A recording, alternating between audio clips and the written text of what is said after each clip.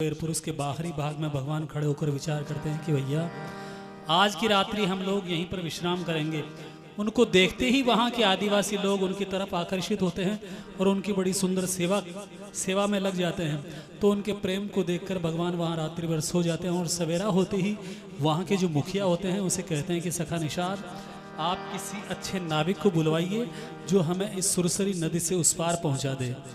भगवान के आदेशानुसार केवट आता है, भगवान को प्रणाम करता है। भगवान कहते हैं केवट, आप अतिशीघ्र अपनी नौका लाओ और हम तीनों को इस नदी से उस पार पहुंचा दो, आपकी बड़ी ही मेहरबानी होगी।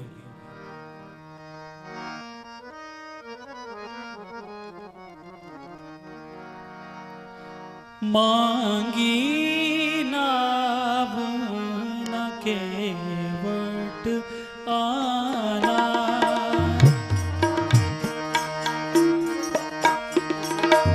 मांगी नाव न केवट आना, कहीं तुम्हार मरम में जाना, कहीं तुम्हार मरम में जाना, मांगी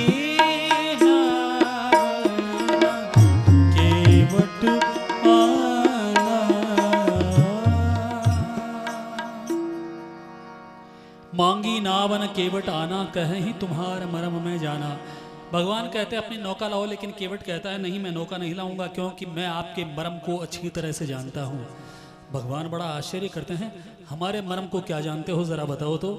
केवट कहता है क्या जानता हूँ, ये सुना है मैंने कानों से, जादू है सरकार के पद पंकज में, पत्थर में जान डालने की शक्ति है इन चरणों की रज में। जब पत्थर पर चरणों की रज का इस कदर असर होवे, मेरी तो काठ की नौका है छूते ही छू मंतर होवे। मैंने ऐसा सुना है कि जिस समय आप मुनि विश्वामित्र के यज्ञ की रक्षार्थ जंगल से जा रहे थे, रास्ते में गौतम की पत्नी अहिल्या जो कई बरसों से पत्थर की शिला बनी पड़ी थी, वो आपके चरणों को स्पर्श करते ही स्त्री बन गई थी। आप तो जानते हैं लकड़ी तो पत्थर से बहुत ज्यादा नाजुक होती है, अगर मेरी नौका किसी ऋषि की औरत बनकर उड़ गई तो मैं तो बेरोजगार हो जाऊंगा, मेरे बाल बच्चे भूखे मरेंगे, इसलिए मैं आपको अपनी नौका में नहीं बिठा सकता। भगवान कहते हैं केवट, नौका में तो हम जरूर बैठेंगे, इसका कोई समाधान उपाय हो तो वो हमें जरूर बताओ, वो हम जरूर करेंगे। केवट कहता है उपाय तो है, अगर आप स्वीकार करें तो। क्या उपाय है? तो इस छंद के द्वारा केवट उपाय बताता है।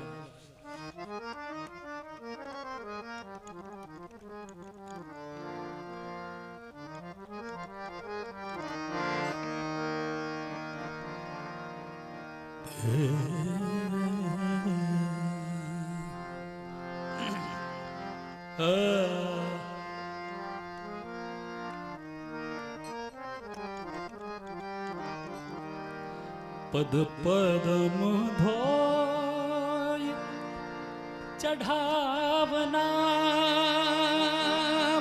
नाथ, उतराई चहूं पद पदम धोय चढ़ावना नाथ, उतराई चहूं राम री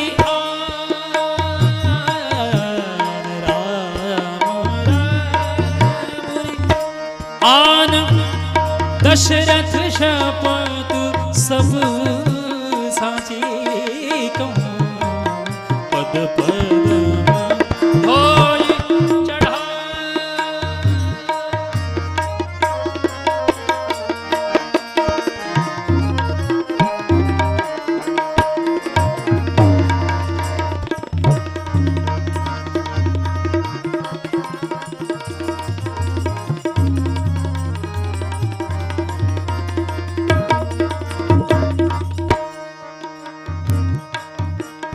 तीर मारहि लखन पुनि, जब लगी न पाँव पखारी हो।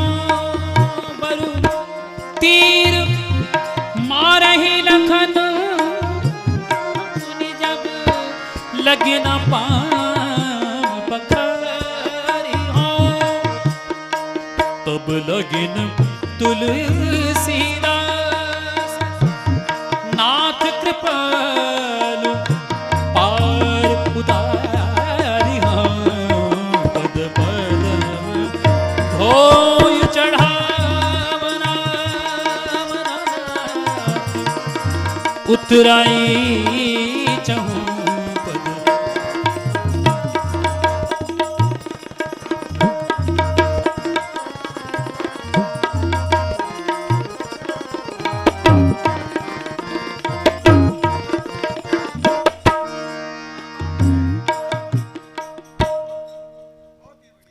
केवट कहता है, हे नाथ, पद पदम धोय चढ़ा बनावन नाथ उतराई चहूं मुहि राम रावरी आन दशरथ शपथ सब सांची कहूं।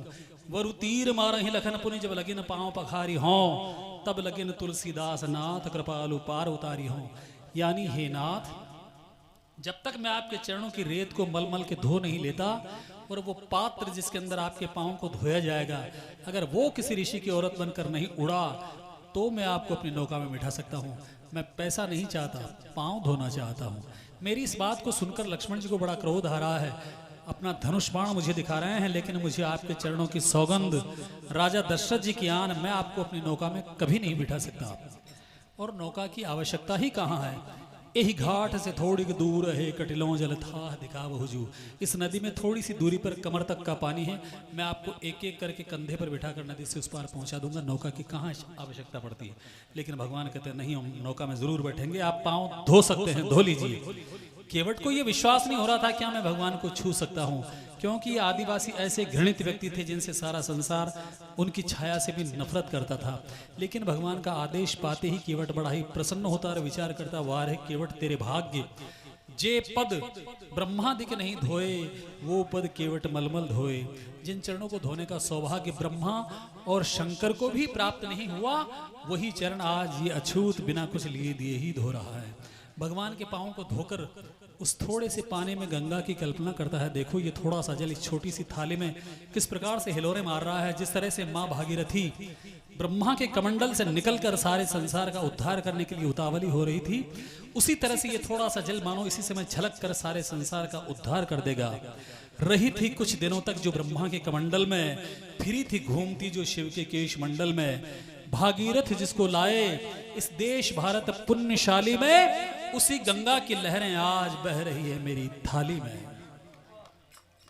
ओम अमृतोपसृणामसि स्वाहा। भगवान का चरणामृत लेकर भगवान को अपनी नौका में बिठाकर केवट अपनी नौका को विदा करता है।